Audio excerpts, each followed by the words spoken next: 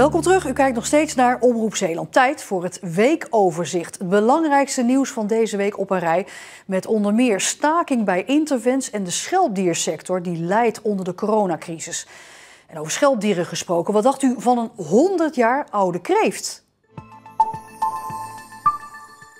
Zonder OV-chipkaart kom je treinstation Goes niet meer in.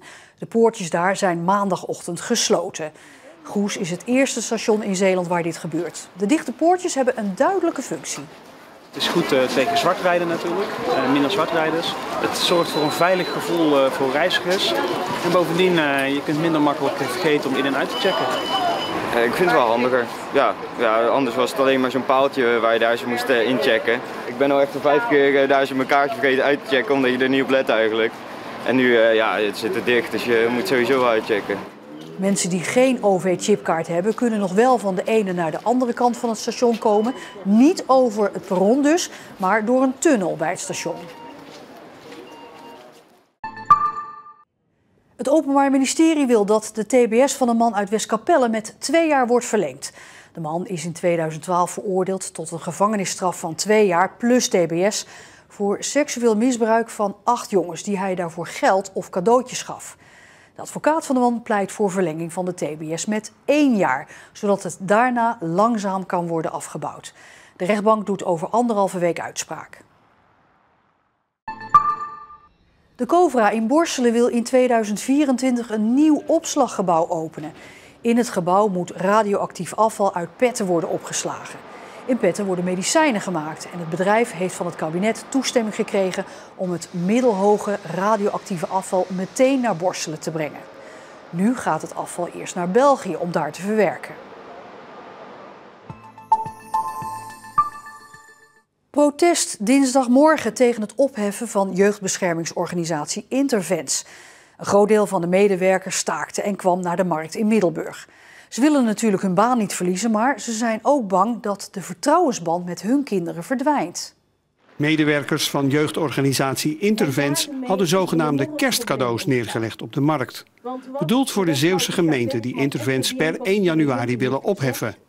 Maar voor de rest had de protestactie een minder ludiek karakter. Voor mij zijn er heel veel onduidelijkheden als het gaat om heb ik nog een baan straks.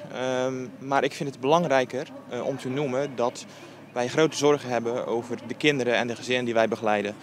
Er is geen perspectief. Zoals hier ook wordt gezegd, er liggen geen plannen over hoe het nu verder moet. Als Intervents ophoudt te bestaan, zullen kinderen hun vaste begeleiders verliezen. En dat vinden alle betrokkenen slecht. Zoals deze pleegouder van 4 kinderen. De kinderen weten nu waar ze aan toe zijn, waar ze mee kunnen praten. En als dat dan weer allemaal andere mensen worden, dat is gewoon verschrikkelijk voor die kinderen. Want ze zijn nu blij met degene die ze hebben. En als je straks weer alles moet gaan vertellen aan andere mensen, ja, dat is gewoon niet te bevatten voor de kinderen. Emotionele verhalen vandaag op de markt in Middelburg. Van medewerkers van Intervents die bang zijn dat ze hun baan verliezen, maar die ook bang zijn dat hun band met de kinderen verdwijnt. De medewerkers willen 1 ding duidelijk maken vandaag. Het gaat hier om mensen. Ik heb geen idee wat me te wachten staat. En ik ben nu een beetje mijn cliënten aan het opbouwen. Ik ben net begonnen. En die gaan nu allemaal moeten die overgaan naar andere GI's. Dus weer opnieuw vertrouwensband opbouwen. En dat gaat alleen maar heel erg veel tijd kosten.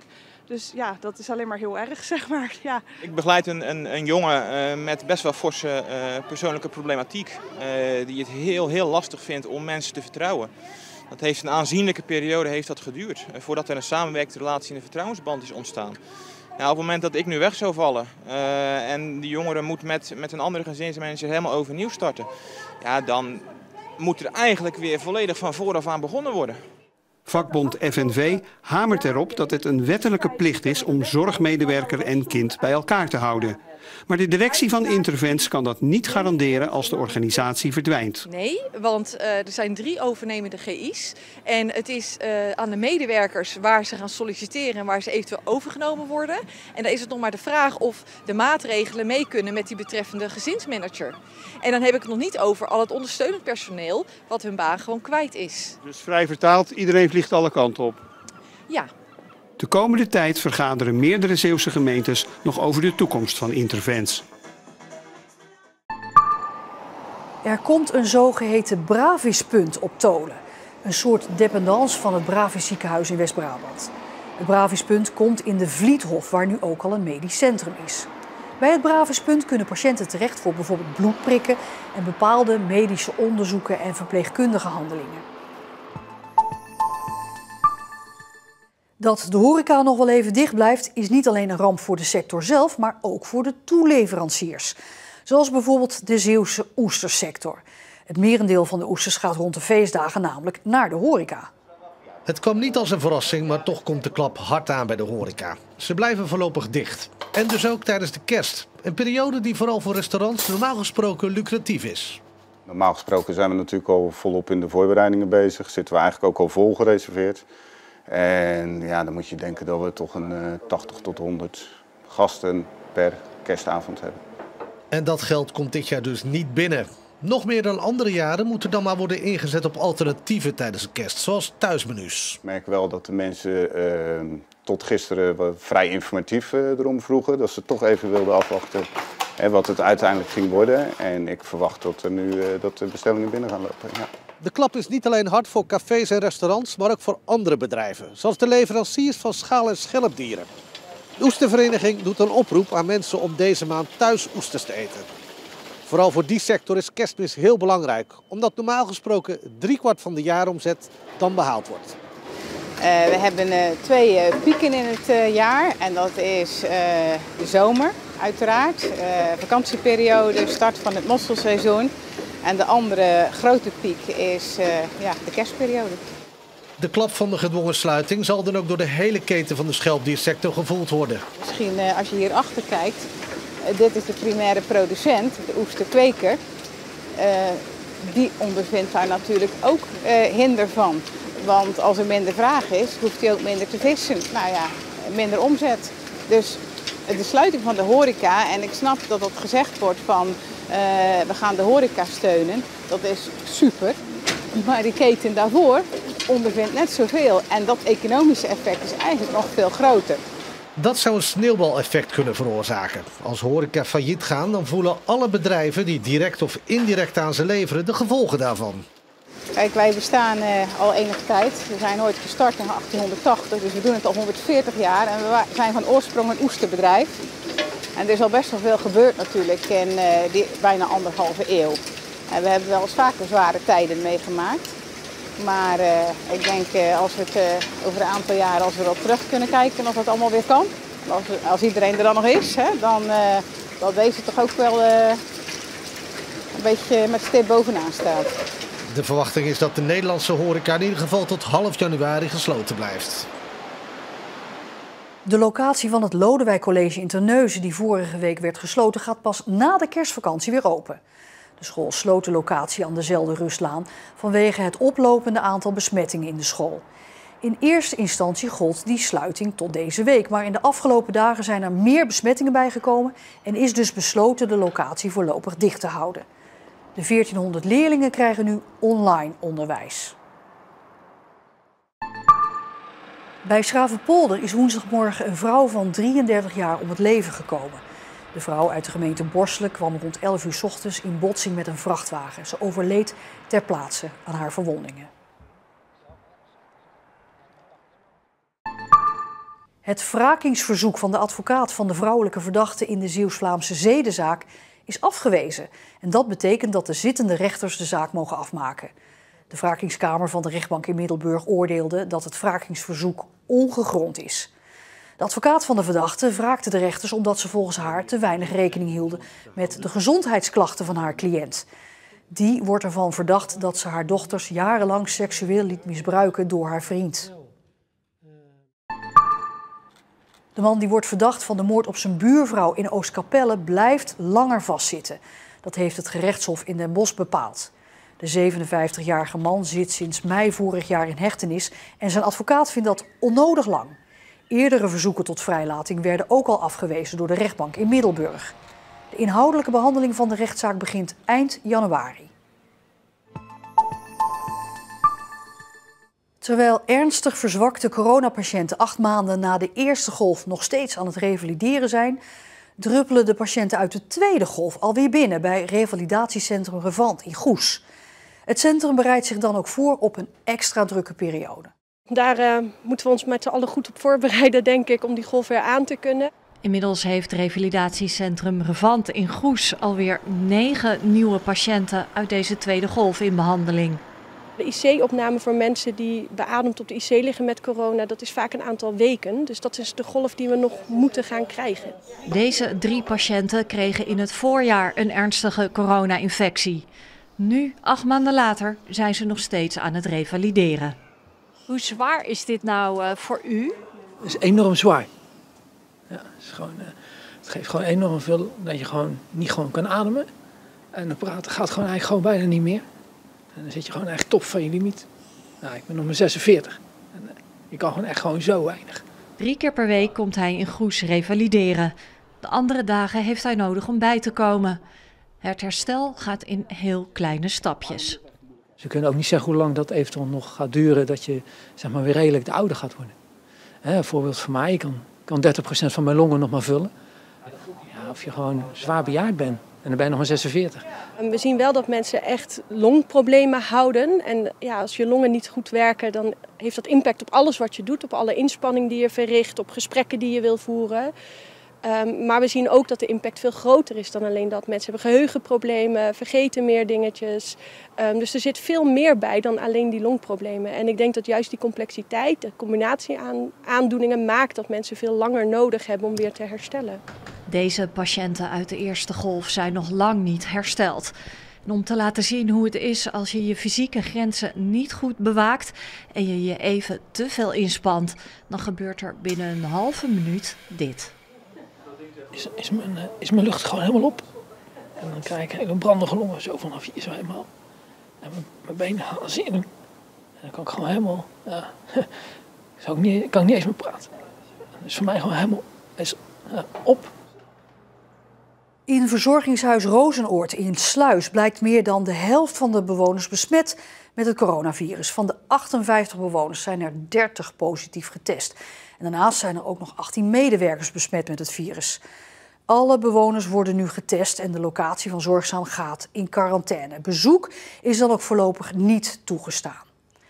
En een vreemd gezicht donderdagmorgen op de A58, want daar sprongen rond 11 uur 5 verstekelingen uit een vrachtwagen. En dit gebeurde bij een tankstation bij Krabbedijken. De groep mannen liep tegen het verkeer in richting Bergen op Zoom, waar een ooggetuige ze zag lopen. En op een gegeven moment hoorde ik een vrachtwagen toeteren, dus toen keek ik. En toen zag ik die mensen lopen daar. En ik dacht eigenlijk dat het Poolse chauffeurs waren. Want die komen wel meer bij het tankstation en dan gaan ze in het dorp boodschappen doen. De verstekelingen werden even later aangehouden door de politie. Ze verklaarden naar Engeland te willen. De mannen zijn overgedragen aan de marechaussee. De stoomtrein Goes-Borselen, het Bevrijdingsmuseum, het Watersnoodmuseum en nog 9 andere Zeeuwse musea kunnen rekenen op een compensatie van het Rijk voor de coronacrisis. De hoogte van het bedrag is afhankelijk van het gemiddeld aantal bezoekers in de afgelopen jaren. De bedragen variëren van 7.000 tot 60.000 euro. In totaal trekt het Rijk 17 miljoen euro uit voor extra steun aan de beeldende kunst en ook aan de erfgoedsector. Het was gisteren Paarse Vrijdag, een actiedag op middelbare scholen om solidair te zijn met LHBTI'ers. Volgens een recent onderzoek van de Zeeuwse GGD onder middelbare scholieren is de schoolomgeving voor LHBTI-jongeren niet zo veilig en zijn jongeren onderling minder tolerant dan je zou denken. Zo zegt in het onderzoek maar 1 op de 10 Zeeuwse scholieren dat ze ervoor uit zouden durven te komen als ze homo, lesbisch of transgender zouden zijn. Estelle Praat zit op het Ostrea Lyceum in Goes en voor haar was het heel belangrijk om aan Paarse Vrijdag mee te doen. Toen Estelle ontdekte dat ze lesbisch was, was ze daar niet meteen blij mee. Dat ik dacht van, oh, het is toch anders dan ik had gehoopt of had gedacht, zeg maar. Want ja, natuurlijk, er is nog heel veel homo-haat en zo in de wereld. Het is nog niet geaccepteerd, dus dan is het wel zo van, het is heel spannend. Dat niet iedereen haar accepteert zoals ze is, weet ze inmiddels ook. Regelmatige opmerkingen of dingen die er dan gebeuren als je over straat loopt. Waar je echt zo van staat te kijken, zo van wow. Estelle zit op het Ostrea Lyceum in Goes en is daar lid van de GSA, de Gender Sexuality Alliance. Een groepje leerlingen en docenten die opkomen voor de rechten van LHBTI'ers op school. Leerlingen te laten weten wat hun opmerkingen kunnen doen en hoe onveilig ze het kunnen maken voor andere jongeren om uit de kast te komen door zich zo te gedragen. En meestal wordt het eigenlijk wel goed opgepakt. Als dat echt verder gaat, dan laat ik ze ook bij mij komen. En dan gaan we het er ook over hebben. En dan ga ik ook uitleggen wat hun opmerkingen doen. Dit jaar bij Coming Out Day werden bijvoorbeeld de vlaggetjes eraf getrokken. Of dan als je naartoe kwam van wil je smink van een regenboogvlaggetje. Dat dan een jongen die zei zo van ja, ga weg met je regenboogmake-up, want ik sla je helemaal kapot. En dan dacht ik zo van wow, oké. Maar Estelle laat zich door dit soort opmerkingen niet uit het veld slaan. Ik vind dat er meer openheid moet zijn en dat jongere mensen vooral, dat ze zien dat er mensen zoals hun zijn, dat ze niet alleen zijn. Bij een ernstig ongeluk op de Dumoulin-weg in Rilland is vrijdagmorgen een 45-jarige man uit Kruiningen om het leven gekomen. Het slachtoffer kwam vermoedelijk met zijn wielrenfiets ten val, waarna een tegemoetkomende automobilist de man niet meer kon ontwijken. Verschillende hulpdiensten rukten uit voor het ongeluk, waaronder een traumahelikopter, maar hulp mocht niet meer baten. Hardlopers en wandelaars kunnen ook volgend jaar niet meedoen aan de Marathon van Zeeuws-Vlaanderen. Omdat er nog veel onzekerheid is over het coronavirus, heeft het bestuur nu al besloten een streep te zetten door de marathon, die op 17 en 18 april gehouden zou worden. Je moet ze poten ondersteunen, omdat die zo vreselijk zwaar zijn. En een bijzondere vondst deze week bij een kreeftenhandelaar in Ierseke. Dat is enorm, hè? 11 kilo. De kreeft staat in de top 3 van zwaarste kreeften ter wereld die ooit zijn gevangen. En daarnaast heeft deze Canadese kreeft ook een bijzondere leeftijd. Hij zou zo'n 100 jaar oud zijn. Ik dacht, wauw, dit is wel heel erg bijzonder. Ik heb dat in mijn 40-jarige carrière hier, heb ik dat nog niet meegemaakt. Hans Verwijs heeft de kreeft de naam Stoempertje gegeven naar zijn fietsclub. En het dier gaat een fijne kerst tegemoet, want hij wordt teruggestuurd naar Canada. Het is zo'n bijzonder beest dat hij, wat mij betreft, bijzonder mag blijven. Een Stoempertje die gaat dan van Zeeland weer terug naar Nova Scotia, waar hij vandaan komt. Tot zover het weekoverzicht van het Zeeuwse nieuws. Morgenochtend bij Omroep Zeeland tussen 9 en 12. Geloof in Zeeland. Een gezamenlijke kerkdienst in deze coronatijden.